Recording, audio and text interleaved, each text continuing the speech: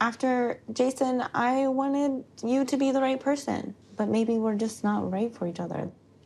You think, Amanda? Talk about stating the obvious. I mean, Amanda is clearly not ready to date. What she seems to be looking for is someone who can slot into the place of her deceased husband, Jason. But a man like that, a Jason clone, simply doesn't exist. It's not fair for you to do this to me. Because you told me so many things different. So is Razvan finally seeing this relationship for what it is? A sinking ship. Now, before we dive into that, let's go back to the aftermath of their big fight. So when we left Amanda and Razvan, they were at the worst point in their relationship so far. In fact, it looked like their relationship was over. After a huge argument in which Amanda compared Razvan to Jason, Razvan left the hotel room. And now, when we join them in this episode, both have huge doubts about whether or not their relationship can be salvaged. Is that even something either of them want at this stage? As I walked to the room to speak with Amanda, I have a lot of emotions. Now, we know that Razvan's an emotional guy. I mean, just look at the way both reacted in the aftermath of their fight. It speaks volumes about their relationship. We saw Razvan break down and cry. He was left questioning if he was good enough, while at the same time, Amanda sat there stony-faced and emotionless, as if nothing had even happened. But for Razvan, the emotional impact of last night has really had an effect on him.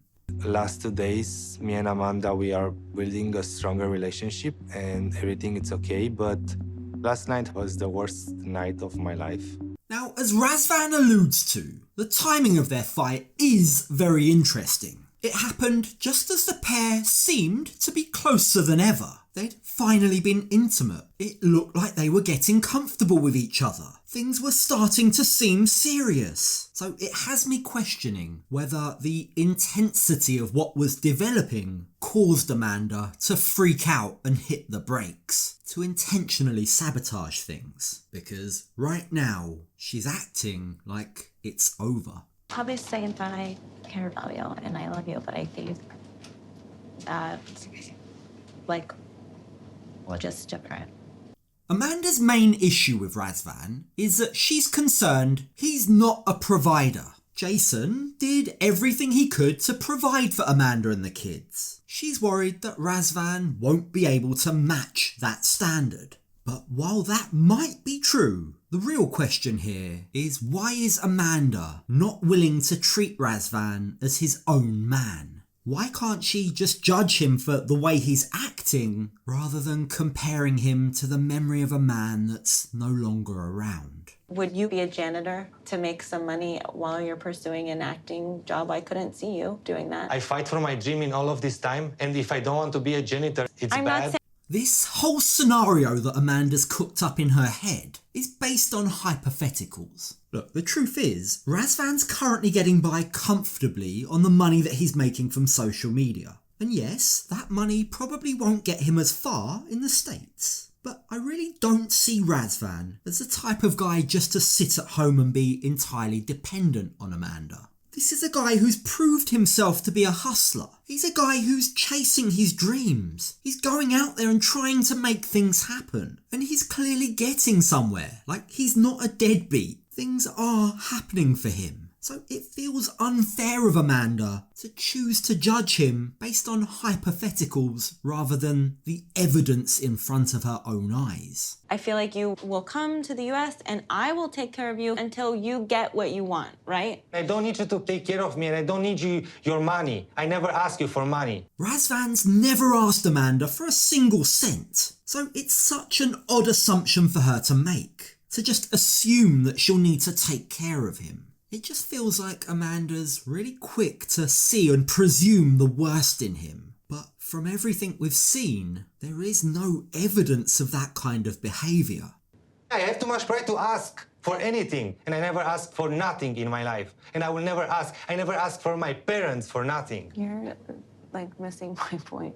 You can understand why Razvan's trying to defend himself here. Amanda's assumptions are really hurtful. She's making a judgment on his character, a judgment which seems unfair and wrong. So as far as I can see, he's not missing her point. She's worried that he won't be able to financially support himself, that he won't be able to provide for her and the kids, but he's telling her that he's always done what he's needed to be financially stable.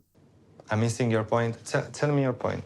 Go on, Amanda, tell us, what is your point? Because right now, it seems to me like either you have no idea or you're so high up on your high horse that you feel like you don't need to explain yourself. But the sad thing is, Razvan's fighting so hard to try and save this relationship because he loves her. But by comparing Razvan to Jason last night, it's really reinforced that she's just not ready to be in a relationship. Last night you compared me with Jason, but it's not fair for you to tell me now this. I told you from the beginning what I am. Amanda's not looking for a new partner. She's not looking for a new person to love. What she is looking for is someone who can slot into her life and fit into the hole that Jason left behind. She wants someone who can replace him. She's hoping she can just continue her life the way it was before her loss. But that's not fair to Razvan. He's his own person. He has his own dreams. After Jason, I wanted you to be the right person, but maybe we're just not right for each other.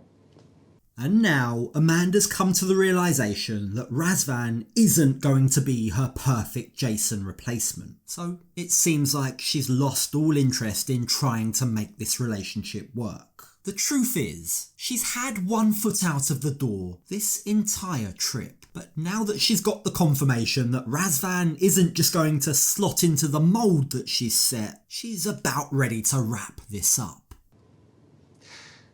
It's not fair for you to do this to me. Because you told me so many things different.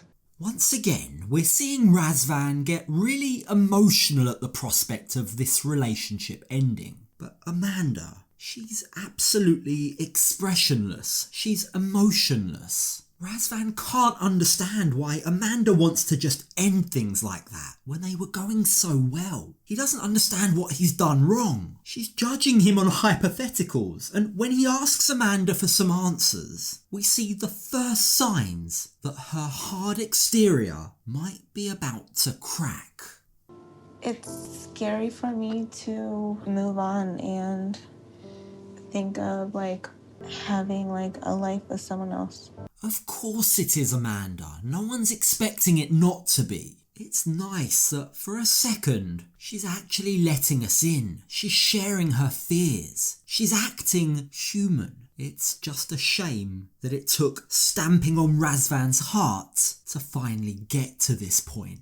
Amanda is finally understanding what I said earlier, that she's been self-sabotaging this relationship. Yeah, I maybe make excuses to just have us break up because it's hard for me. Since the very first minute she arrived in Romania, she's been picking fights and trying to convince herself that this relationship isn't going to work out. But she hasn't even given it a chance. And by acting the way she has been, she's been toying with Razvan's feelings. But enough is enough. It's time for her to make up her mind. I think you need to think about what you really want, and also I need to think about this. We'll go back to Bucharest to think about this. This is Razvan issuing an ultimatum. Stop wasting my time, make up your mind and decide what you want. But importantly, he's added in a caveat here for the first time. He also now needs to think about things. And on the drive home, he admits Amanda's actions might have done irreparable damage. I can't tell 100% that I still want this relationship. It feels like something in me shut down. This is the first time we're seeing Razvan pull back from the relationship. Up until this point, he's been the one constantly pouring his heart into it, but he's received nothing back. And now the tables are turning. Now we're about to see the classic rubber band theory, because as Razvan pulls away, the tension has Amanda springing back towards him. I know that I love Razvan, and I want to be with him. I don't want us to become. Do you know that, Amanda? Do you really? Because a couple of hours ago, you were breaking up with him. The second Razvan began pulling away, Amanda seems to have changed her entire tune. Suddenly, she decides she wants to stay in Romania. She wants to work on their relationship. It's hard to believe this is genuine. Tomorrow, we're supposed to go to my parents. Oh, I would like to stay and try to work on things. After waiting so long to hear Amanda say this kind of thing, it must be so frustrating for Razvan to get what he wanted just as he begins to check out of the relationship. Even their body language in the car is telling. It's Razvan who has the power now. Amanda's making herself small. She seems unsure of where she stands. And as the pair arrive home, it's Amanda who's trying to win back Razvan's affection.